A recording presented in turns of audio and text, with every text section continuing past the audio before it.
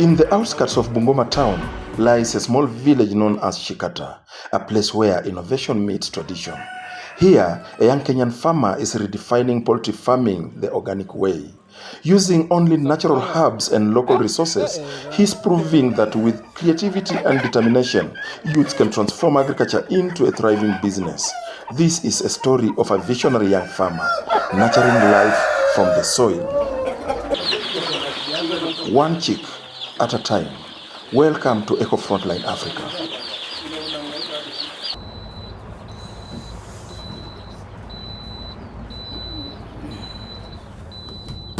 My name is Mayuba Brian, and what I usually do is that I usually run this poultry farm. This poultry farm is known as the Actuary Farm. It's located here in Shikata in Bungoma County. It's only 5 kilometers from Bungoma town. What we usually do, we predominantly do the rearing of birds. These are the chicken, whereby we usually rear them for the purposes of eggs. After they have produced the eggs, then they will be able to be hatched into chicks. So our predominantly primary business is this hatching of day-old chicks. What inspired you, now that you are a graduate of actuarial sciences? Yes. What inspired you to venture into poultry, organic poultry farming? I really had a lot of passion in farming since I've been brought up in a family whereby my father was a farmer, and even my great-grandfather and my great-great-grandfather was a farmer. So I developed a lot of interest during early stages in life or early age in life, whereby I really liked farming and I developed a lot of interest in farming. Since my father was a dairy farmer doing a lot of dairy farming, but since I come from the western region of Kenya, I really wanted to venture to something that put us out in the picture, which is poultry farming. So this was the hatcher. So they are currently hatching. So how many chicks do you hatch, say in a day or in a week? We were hatching around 3,000 chicks, but now we have downscaled since these birds have become old. So now we are hatching currently around 1,500 to 1,800 chicks per week.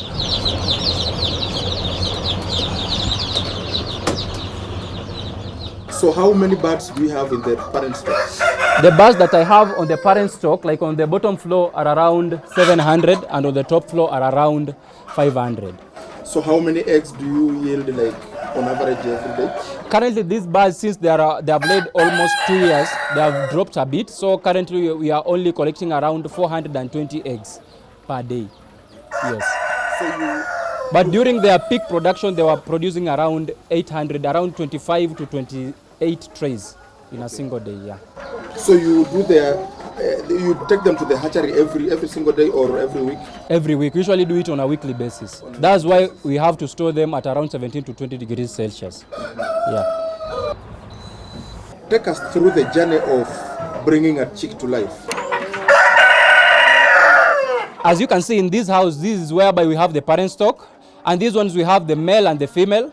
The male and the female should not be closely related, as you know, so as we can come up with something that is it has something known as hybrid vigor. So we have to come out with 2 different breeds, so as they can come together, so as they can give us a commercial breed that we can be able to grow and be able to be productive later on in life. These parent stock usually give us fertilized eggs.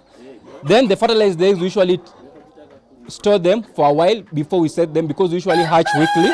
So we have to be able to store them in a cool environment of around 17 to 20 degrees Celsius. After that, then we'll be able to disinfect the eggs. We disinfect the eggs. After we've disinfected the eggs, we usually use something known as hydrogen peroxide. After we've disinfected the eggs, then we usually do the fumigation of the eggs. Then we set them into the incubator. We set the eggs into the incubator for the first 18 days. Welcome to our hatchery. This is whereby all the magic happens. This is whereby we usually turn the eggs into the chicks. So here is the setter. As I said, we have an incubator, but is divided into 2. The one that we are now seeing is known as a setter, where the eggs are set for 18 days before they are being transferred to the hatcher. The incubator, the first machine that we usually set is predominantly known as an incubator, but we usually call it as a setter. A setter is whereby you usually put the eggs in some trays whereby they should be able to turn 45 degrees after every 1 hour. So that's what you're doing currently. You're turning the eggs. so as it can prevent the chick that is developing, usually call it the embryo, from sticking onto the shell of the egg, so as it can be able to hatch later on in life. Because if it sticks, it will only be able to break the egg on one side and it won't be able to rotate, so as it can break the whole top part, so as it can get out of the egg. So that's why it has to be able to tilt at 45 degrees after every 1 hour. So it does that for a period of 18 days. Then after that, we have to do something known as the candling. The candling is whereby we take a light, then we pass it in a very dark room, then we light each egg so as we can get the eggs that are fertilized. The eggs that are fertilized, we usually find out that they are darker. When you light it, the light can't pass through, so they are dark. And the ones that light can pass through, meaning those ones are not fertilized, meaning the roosters wasn't able to fertilize the egg. In the hatcher, so they are currently hatching, as you can hear. So in the hatcher, they are currently hatching, as you can see there.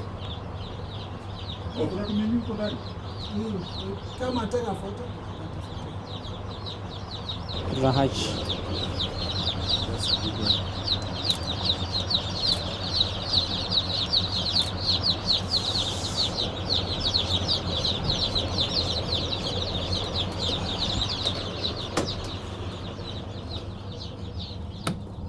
So after they hatch, the first thing that we have to do, you have to make sure that you are vaccinating against a disease known as the Marex.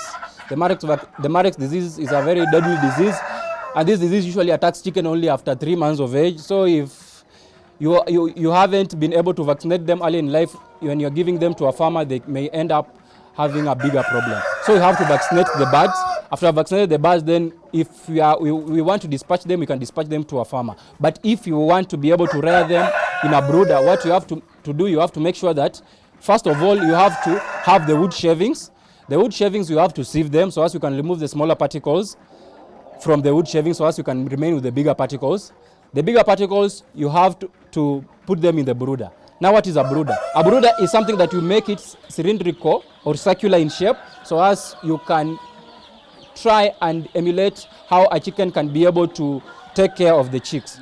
So in the brooder, after you have made something that is circular, you can either use carton boxes or you can use the plywood. The plywood is what is really recommended. So you use the plywood, you make something that is circular in shape. After you have made that, then you pour that wood shavings that you have sieved, the one that the bigger particles, into the brooder. Then you take the newspapers, you cover on top. After you have done that, then you have to be able to preheat your brooder 2 hours before you put the chicks into the brooder. So you can either use a brooder bulb or you can either use a brooder pot. Other people, you can use hot water, but sometimes hot water tends to get cold in a very short while. Even others, they usually use a gas brooder, but those is so advanced in advanced farms. So after I've done that, then you have to be able to put water into the drinkers and put them into the brooder, so as before you place the chicks into the brooder. And in the water, you have to make sure that it has some glucose in it, so as it can be able to give energy to the birds. So after that, you have to make sure that you're taking each chick and dipping its beak into the water, so as you can make the chicks understand that this is water and they have to access it. So they will be able to drink the water for 2 hours before you introduce feed into the brooder.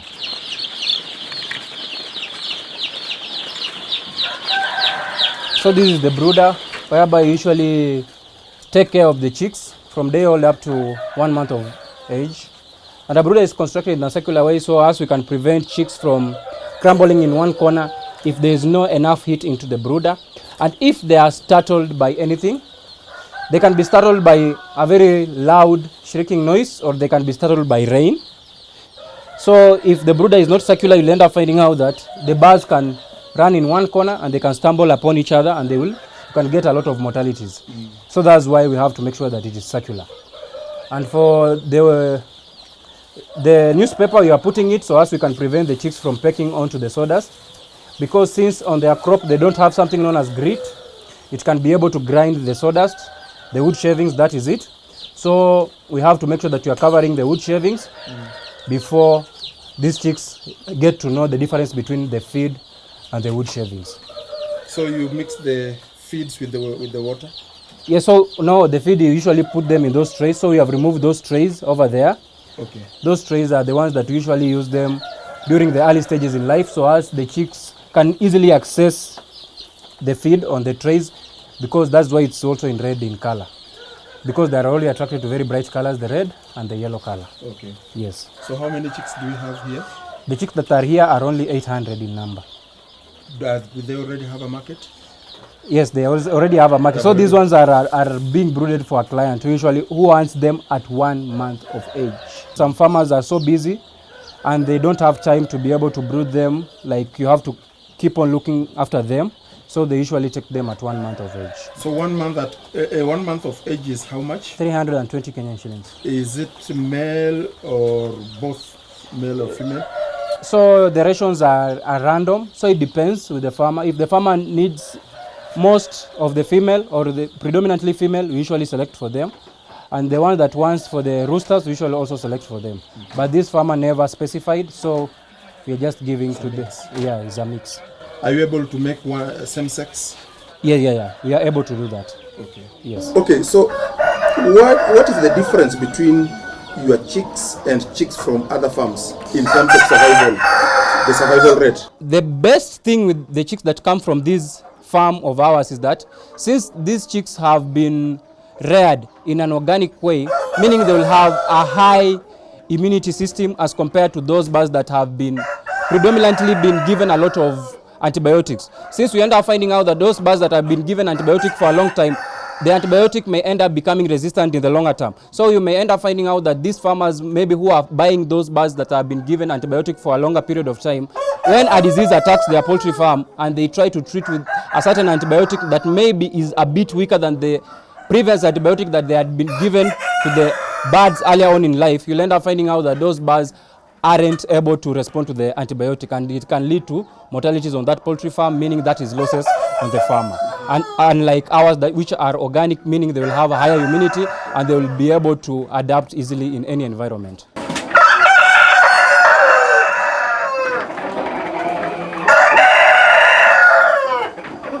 You mentioned that you do it organically, you don't use synthetic chemicals, you do it organically. Please just explain a little bit. So in most cases, what we usually do, we usually use something known as preventative medication on our birds, whereby we usually use organic plants in preventing a lot of diseases from attacking our birds. Before they attack, we usually do preventative medication to prevent the diseases from attacking our birds, and by the use of organic plants such as aloe vera, ginger, garlic, chilies, all those, rosemary and even oregano. So those are things you prepare just from this farm here? Yes. Because it's aggressive. Za kutwanga. I can see the chicken and the cocks are so heavy, so healthy. Yes. What is it that you give them Yes. that they get this good health? There are two different breeds. Okay. So according to genetics, we usually study that a lot of the genes are carried by the rooster. Yeah. So we end up finding out that if we want to get a certain characteristic that we really want, we usually look for a bigger rooster. Like for example, like for ours, we usually want a rooster that can be able to put on a lot of meat at a very faster rate. And also for the hen, we chose a hen that is a proficient layer. So as we can come out with a breed that has all the characteristics, whereby you find out that it has a faster growth. Yeah. And also you find out that for the hens that you are selling to farmers, they can be able to lay more eggs. And also the best feed that we usually make on our own, we usually also formulate our best feed, so as we can come up with something that is really reasonable on a business perspective, whereby it can make sense on the matters of costing, and also it can be able to have all the nutrients that are needed by the body of the bird. So as you can be able to also to get enough eggs, also to get the full potential from the eggs in terms of growth and also in the production of eggs. So we usually do by formulating our own feeds. When you talk about your own feeds, yeah. Do you mean you outsource locally the material that you use to make the feeds, or you grow them on your farm? Partly we usually grow, like for example, some of the ingredients we can be able to grow, which is maize. Yes. I have an ancestral land, a very big ancestral land, whereby I usually do the cultivation and the farming of the maize. So I usually get maize from my farm, but also I usually outsource Since on this poultry farm, like currently, these birds are consuming around 25 bags of maize in a single month. So I can't be able to satisfy all that demand on my farm, from my farm. So I usually also outsource from local farmers around. So yes. You blend it with what? I usually blend it with other ingredients like the maize jam, the concentrate, and the lime. And also partly I usually add soya bean meal. Yes. So what are some of the common diseases that attack those birds that are actually reared in a conventional way that you have managed to escape through your preventative technique? There are diseases such as coccidiosis usually attack very early stages in birds, and we are able to solve that by using of the purple leaves, whereby we are giving the purple leaves to the chicks and they are able to prevent that disease from attacking your flock. Because in any cases when you find out that coccidiosis has attacked your flock during the early stages in life for a bird, if a bird is meant for the purposes of producing the eggs, you'll end up finding out that the bird won't be able to reach its optimum production of eggs. If it was supposed to produce like 90% of the eggs during its lifetime, it will end up like during the peak period, which is between 30 to 38 weeks of age, you'll end up finding out that they won't be able to produce the eggs up to the optimum if they are attacked by coccidiosis during early stages of life. And you are able to do preventative measurements whereby you are giving the purple leaves early on in life. And also you can be able to prevent other diseases, like for example, like the most common diseases is CRD, which one usually is respiratory, and most farmers usually refer to it as homa ya kuku. So this one is prevented in a way whereby we can use the aloe vera mixed with ginger and garlic and also some lemon extract from the lemon itself. Is there a ratio that you need in terms of the cocks and the hens? Yeah.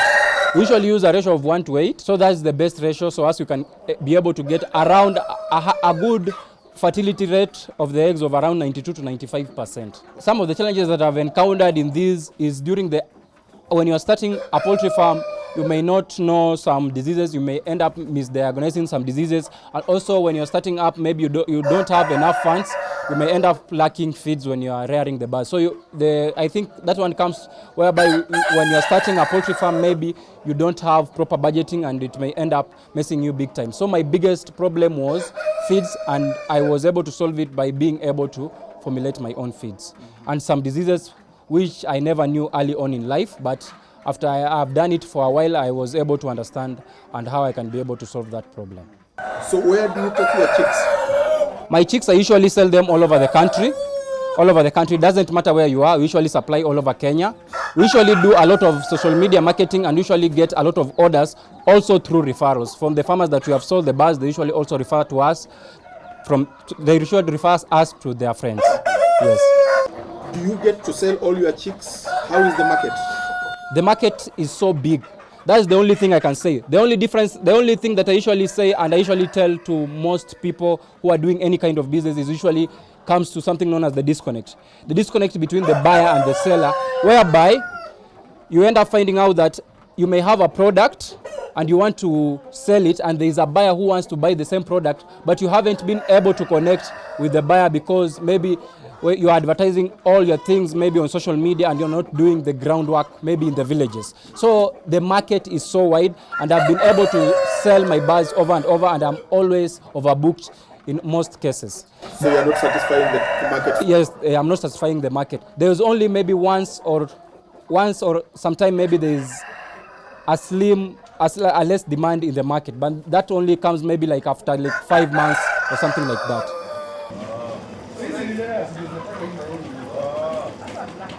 Where do you see your farm in the next 5 years? I see myself in the next 5 years whereby I'll be hatching 50,000 chicks per week. That is where I want to see myself in the next 5 years.